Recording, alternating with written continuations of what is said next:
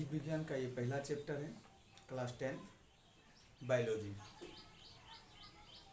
आज ये part first हुआ, जिसे शुरुआत करेंगे। बहुत ही अच्छे ढंग से, बहुत ही अच्छे तरीके से समझेंगे।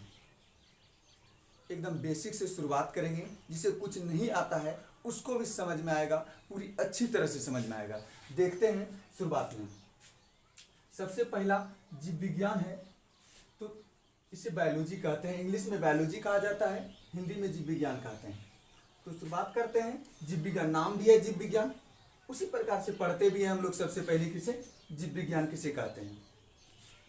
विज्ञान की वह शाखा जिसमें समस्त जीवधारियों का अध्ययन किया जाता है, जीव विज्ञान कहलाता है। मतलब समस्त जीवधारियों का अध्ययन करना, चाहे वो पेड़ पौधे हो, जीव जंतु हो, कोई भी हो, जिसके बारे में हम लोग क्या करते हैं, अध्ययन करते हैं, उसी को क्या कहते हैं, जीव विज्ञान कहा जाता है।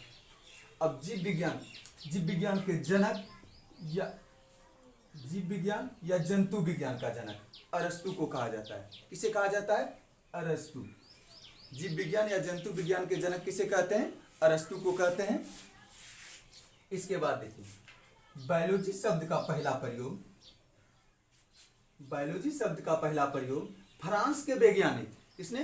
फ्रांस के वैज्ञानिक लेमार्क ने 1801 ईस्वी में किया था।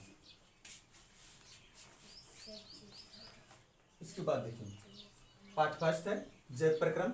यहीं से शुरुआत करते हैं। जैव प्रक्रम होता क्या है? वे सारी क्रियाएं जिनके द्वारा जीवों का अनुरक्षण होता है। क्या बोले? वे सारी क्रियाएं जिनके द्वारा जीवों का अनुरक्षण होती है। अब कहिएगा सर, अनुरक्षण का मतलब क्या होता है? आखिर ये अनुरक्षण है क्या, इसे भी समझना जरूरी है। आखिर ये अनुरक्षण होता क्या है?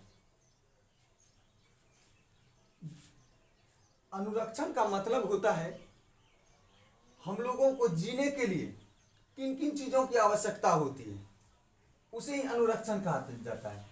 जिन चीजों की आवश्यकता होती है उन्हें क्या कहते हैं? अनुरक्षण कहते हैं।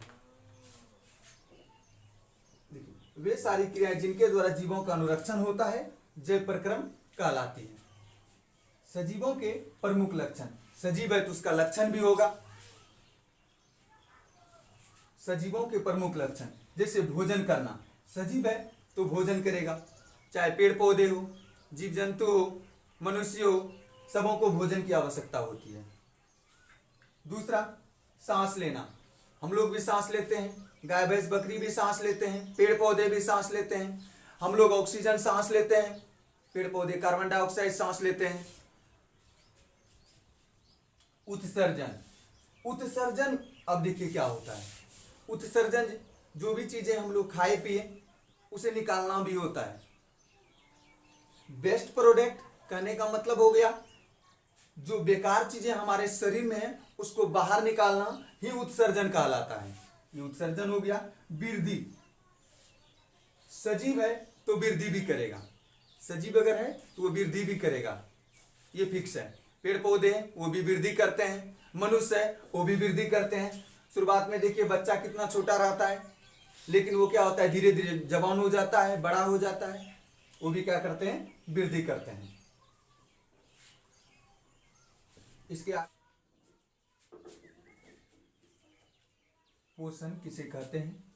वह जैव प्रक्रम जिसके अंतर्गत जीव पोषक तत्वों को ग्रहण कर उसका उपयोग करते हैं। पोषक तत्वों को क्या करके, पोषक तत्वों को ग्रहण कर उसका उपयोग करना ही क्या कहलाता है? पोषण कहलाता है। अब कहिएगा सर, पोषक तत्व क्या होता है? पोषक तत्वों को ग्रहण करना, उसका उपयोग करना तो पोषण कहला गया, लेकिन पोषक तत्व किसे कहते हैं? तो देखिए, पोषक तत्व किसे कहते हैं? पोषक तत्व वैसे तत्वों को कहा जाता है जिससे जीवों को क्या मिलती हो? ऊर्जा मिलती है और शरीर की जरूरतें पूरा होती है, उसे क्या कहते हैं? पोषक तत्व कहते हैं।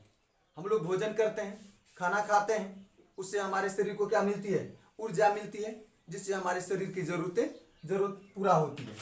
पोषण दो प्रकार का होता है, एक होता है स्वपोषण, दूसरा होता है परपोषण।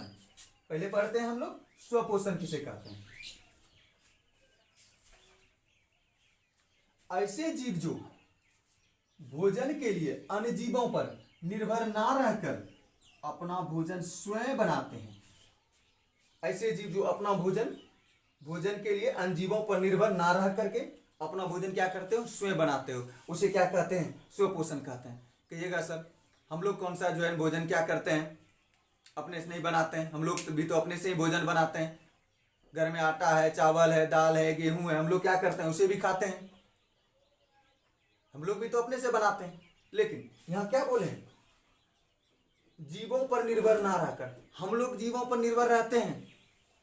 किस पे रहते हैं, पोषक तत्वों पर निर्भर रहते हैं। हम लोग क्या करते हैं, पेड़ पौधे पर निर्भर रहते हैं। हम लोग पेड़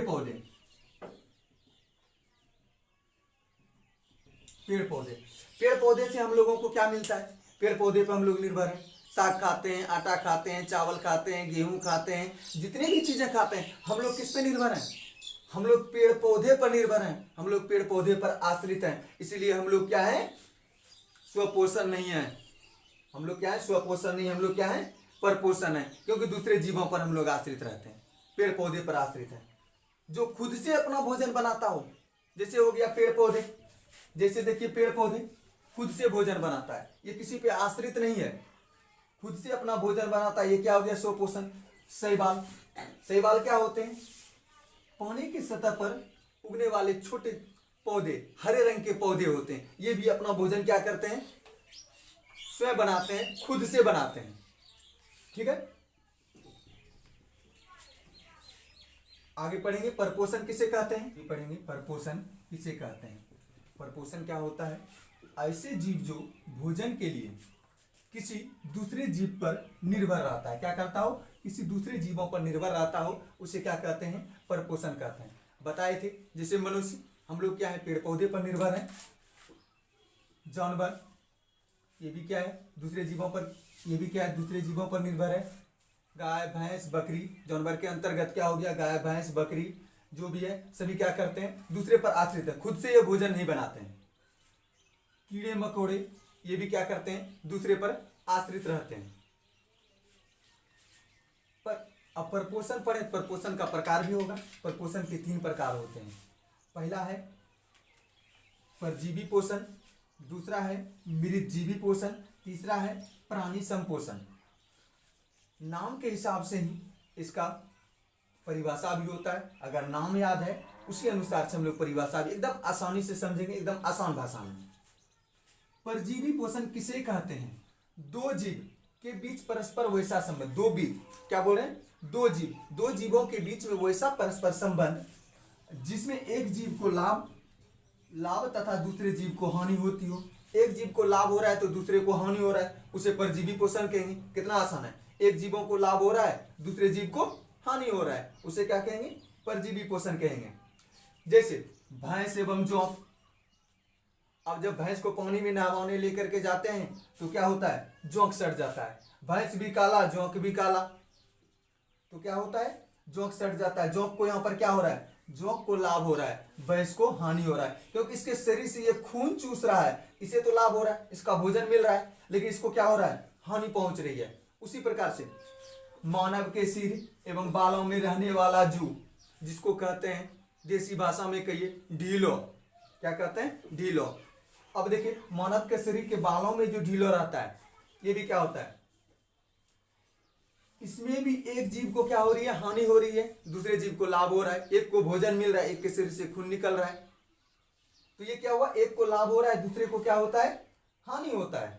एक को हानि होगा तो दूसरे को लाभ होगा। ये चीजें हैं परजीवी में, क्या हो रहा है, एक को लाभ और दूसरे को हानि।